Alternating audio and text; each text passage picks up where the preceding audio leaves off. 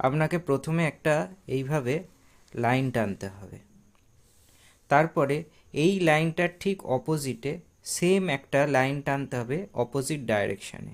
তাহলে কি করতে হবে, এইভাবে একটা লাইন টানতে হবে। এই যে দুটো লাইন হয়ে গেল, এই দুটো লাইনের মধ্যেখানে একটা ভি ড্রয়িং করতে হবে। এই হয়ে গেল।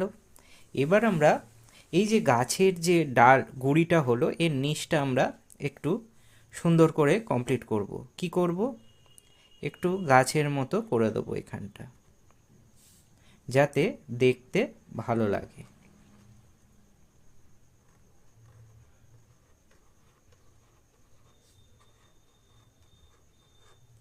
হয়ে গেল।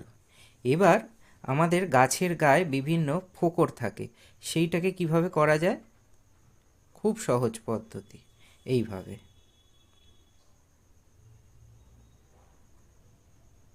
এইভাবে এরপর আমরা কি করব, গাছের পাতাগুলো করব। কিভাবে করব, খুব সহজে করা যায় এইভাবে, কিন্তু মাঝে মাঝে আপনার হাতটাকে কমিয়ে বাড়িয়ে নিতে হবে। দেখুন আমি যেভাবে করছি সেইভাবেই আপনারা বাড়িতে প্র্যাকটিস করবেন, দেখবেন গাছ আঁকা খুব সহজে শিখে যাবেন।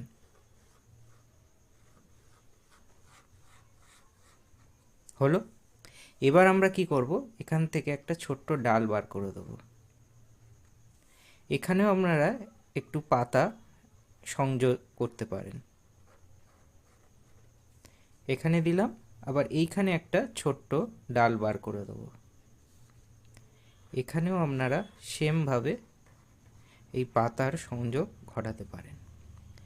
এই হয়ে গেল একটা গাছের ছবি। এবার কি করতে হবে, আমার যে এই জায়গাটা আছে এই জায়গাটাকে একটু সুন্দর করে করতে হবে। এই যে ডালটা যেখানে এসছে সেখানটাকে আমরা এইভাবে ফিল আপ করে দেবো, ঠিক এইভাবে। আর গাছের যেই ভেতরে রয়েছে সেখানে আমরা কিছু গাছের পাতার রিডিম করে দেবো, যাতে জিনিসটা আরও সুন্দর এবং মনোরম দেখতে হয়। দেখুন আমি যেভাবে করছি সেইভাবেই আপনারা প্র্যাকটিস করবেন, দেখবেন গাছ আঁকা খুব সহজে খুব তাড়াতাড়ি শিখে যাবেন। আর একটা কথা, যদি এই পুরো হয়ে যাবার পর কয়েকটা এরকম ডালি বার করে দেবেন, তাহলে জিনিসটার মধ্যে আরও ন্যাচারাল ফিল আসবে। ব্যাস, বেশি একগাদা করবেন না, কয়েকটি।